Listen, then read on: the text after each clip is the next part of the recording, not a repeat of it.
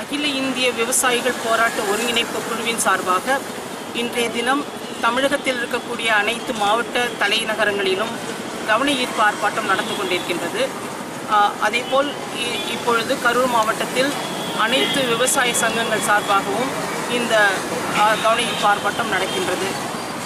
இதனுடைய நோக்கம் என்னவென்றால், நவம்பர் 20ஆம் தேதி அகில இந்திய அளவில் உள்ள அனைத்து விவசாயிகளும் லட்சத்திற்கும் மேற்பட்டவர்கள் ராம்லீலா மைதானத்தில் டெல்லியில் கூடுகின்றார்கள்.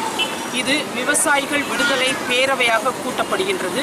இந்த பேரவையின் சார்பாக 2 முக்கியமான கோரிக்கைகள் வலியுறுத்தப்படுகின்றன. ஒன்று, கடனிலிருந்து விவசாயிகளுக்கு நிரந்தரமான விடுதலை.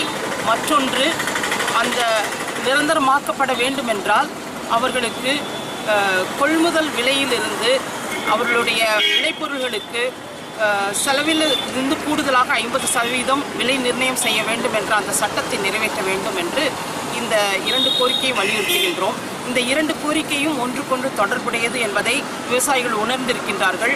அவர்களுடைய இந்த நசுக்கப்பட்ட, வஞ்சிக்கப்பட்ட ஒரு சூழ்நிலைக்கு அடிப்படையான காரணிகளாக இருக்கக்கூடிய இந்த 2 கோரிக்கைகளையும் கட்டாயமாக இதே வருகின்ற குளிர்கால நாடாளுமன்ற அமர்வின் பொழுதே மத்திய அரசாங்கம் இதை சட்டமாக நிறைவேற்றப்பட வேண்டும் என்று வலியுறுத்துகின்றோம்.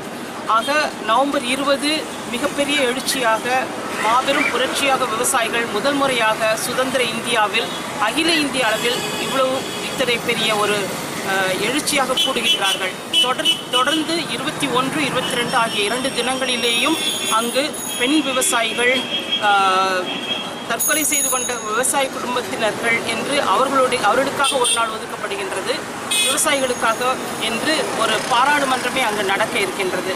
இதன் வழியாக ஒரு மிகப்பெரிய மாற்றம் விவசாயிகளுக்கு ஏற்படும் என்ற நம்பிக்கை அனைத்து விவசாயிகளுக்கும் இப்பொழுது இருக்கின்றது.